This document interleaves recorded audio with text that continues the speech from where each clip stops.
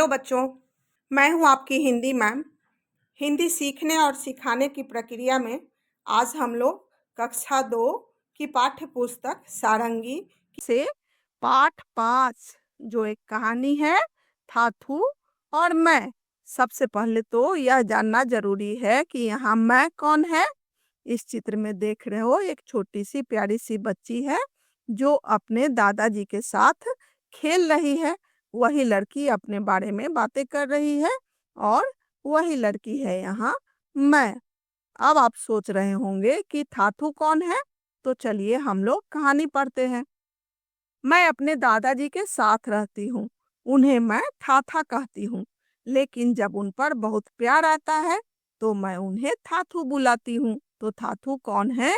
इस लड़की के दादाजी।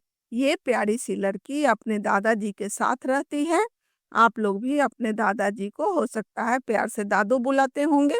वैसे ही यह लड़की अपने दादाजी को थाथा कहती है और प्यार से उनको थाथू बुलाती है। कभी कभी थाथू मुझे सिनेमा दिखाने ले जाते हैं। मैं उनकी गोद में बैठकर हॉर्न बजाती हूँ, पॉम पॉम। रास्ते की सब बकरियां और गायें दूर हट जाती हैं।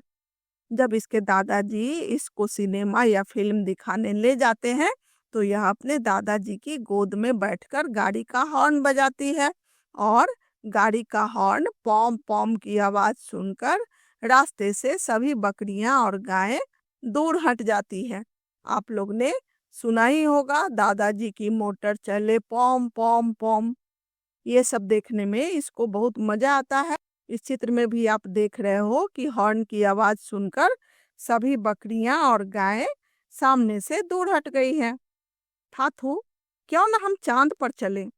मैं पूछती हूँ। वे सिर हिलाकर हंस देते हैं। थाथा के दांत नहीं है। जब वे हंसते हैं तो एक गुलाबी सी दीवार दिखाई देती है और फिर एक गुलाबी सी गुफा। जब यह लड़की अपने दादाजी से प्यार भरी बातें करती है और दादाजी को कहती है कि क्यों ना हम चांद पर चले, तो दादाजी उसकी बातें सुनकर हंस देते हैं। दादाजी के मुंह में दांत नहीं है, क्योंकि बूढ़े होने के बाद लोगों के दांत अक्सर टूट जाते हैं। दांत नहीं रहने से मसूड़े और मुंह के अंदर का भाग गुलाबी गुलाबी दिखाई देता है। इसीलिए इसको दादाजी का मुंह गुफा की तरह दिखाई देता है, जिसका रंग गुलाबी गुलाबी होता है। जब बारिश होती है तो थाथा खिड़की के बाहर इशारा करते हैं और कहते हैं, देखो बरसात हो रही है, चलो बाहर चलें। थाथू और मैं हमेशा कुछ अलग करते हैं। हम समुद्र तट पर जाते हैं। ऊंची नीची लहरें मेरे चारों तरफ उठती गिरती हैं। इस चित्र में देख रहे हो, यह अपने दादाजी के साथ बाहर घूम रही है और बारिश हो रही है। आसमान में बादल छाए हुए हैं। बारिश में भीगना और घूमना बच्चों को बहुत पसंद आता है। बारिश के समय में यह अपने दादाजी के साथ समुद्र के किनारे जाती है और समुद्र की उठती गिरती लहरों को देखने में इसे बहुत आनंद आता है। चांद हमारे साथ साथ चलता है और हवाएं सीटी बजाती हैं। मछलियां थाथू और मुझे ढूंढती हुई आती हैं। मेरी उंगलियां कुतरती हैं और मुझे खेलने को बुलाती हैं। इस चित्र में देख रहे हो छोटी छोटी मछलियां हैं जो समुद्र तट पर आकर इसके और इसके दादाजी के पैर के आसपास घूम रही है। जब भी रात में यह घर से बाहर निकलती है तो इसको ऐसा लगता है कि चांद भी हमारे साथ साथ चलता है। तेज हवाएं चलने पर सीटी जैसी आवाज आती है। आप चाहो तो रात में बाहर निकलकर यह नजारा देख सकते हो। आपके साथ भी चांद चलता हुआ दिखाई देगा। समुद्र के किनारे पानी के हिलोरे से मछलियां किनारे पर आ जाती हैं और मछलियां इसके पैरों के पास आती हैं तो इसको लगता है कि मछलियां उंगलियां कुतर रही हैं। यह सब देखना और महसूस करना इसको बहुत पसंद है। हम दौड़ लगाते हैं और कलाबाजियां खाते हैं। जब अंधेरा हो जाता है तो मैं थाथू का हाथ पकड़ लेती हूँ। उनके साथ मैं कूदती फांदती घर आ जाती हूँ और फिर थाथू अपनी मनपसंद किताब पढ़ने बैठ जाते हैं। वह दादाजी के साथ कलाबाजियां खाती हुई यानी उछलती कूदती फांदती हुई दौड़ लगाती हुई दादाजी का हाथ पकड़कर घर आ जाती है। घर आने पर उसके थाथू अपनी मनपसंद किताब पढ़ने बैठ जाते हैं। थाथू, यह कोई जादुई किताब है? मैं पूछती हूँ।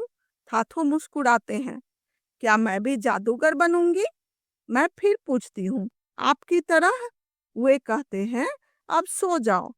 उनकी गोद में सिर रखकर मैं सो जाती हूँ। मुझे अपने थाथू से बेहद प्यार है। मैं प्रार्थना करती हूँ कि एक दिन मैं भी उनके जैसी बनूं। इस चित्र में देख रहे हो कितने प्यार से वह दादाजी के गोद में सिर रखकर सो गई है। उस प्यारी सी बच्ची को यह लगता है कि उसके थाथू जादूगर हैं जो उसको इतना खुश रखते हैं, प्यार से उसकी मनपसंद इच्छाएं पूरी करते हैं। वह अपने थाथू से बहुत प्यार करती है, इसीलिए कहती है कि मैं भी आपकी तरह जादूगर बनूंगी। फिर थाथू के गोद में सिर रखकर सो जाती है। आप भी अपने परिवार के किसी न किसी सदस्य को सबसे ज्यादा प्यार करते होंगे और जरूर उनके जैसा बनना चाहते होंगे। ठीक वैसे ही यह लड़की अपने थाथू के जैसा बनना चाहती है। इस कविता के कवि हैं गीता धर्मराजन। अब हम लोग इस कविता को समझ लिए हैं, तो आगे बढ़ते हैं बातचीत के लिए।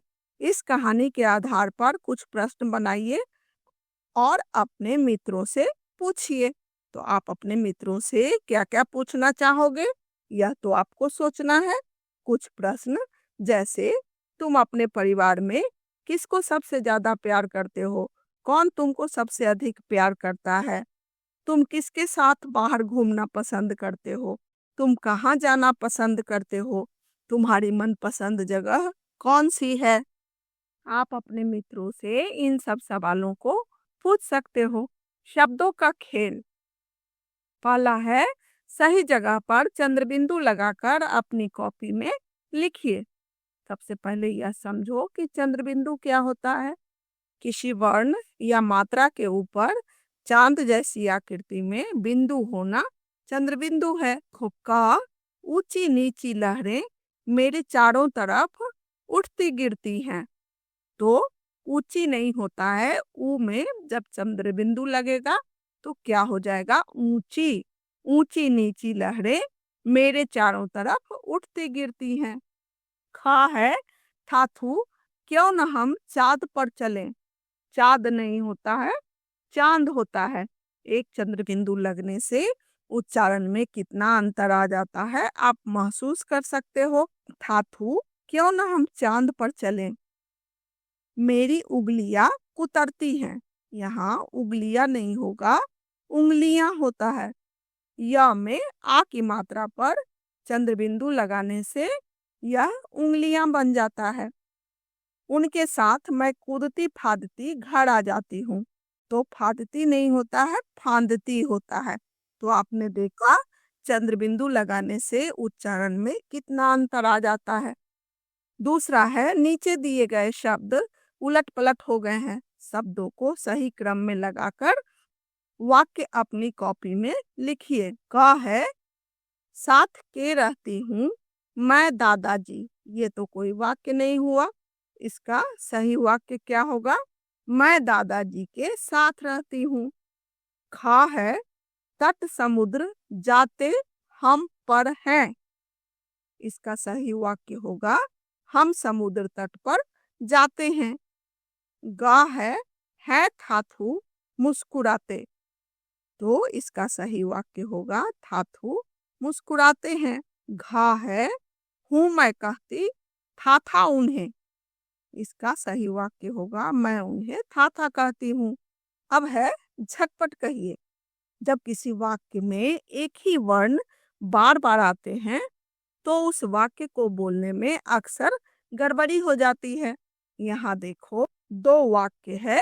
पहला, फूफा के फुग्गा पर फिर मिला फलाहारी फाफड़ा। इसमें फ वर्ण कई बार आए हैं। वैसे ही दूसरा है, भैया भाभी को भाई भागलपुर की भारी भरकम भेंट।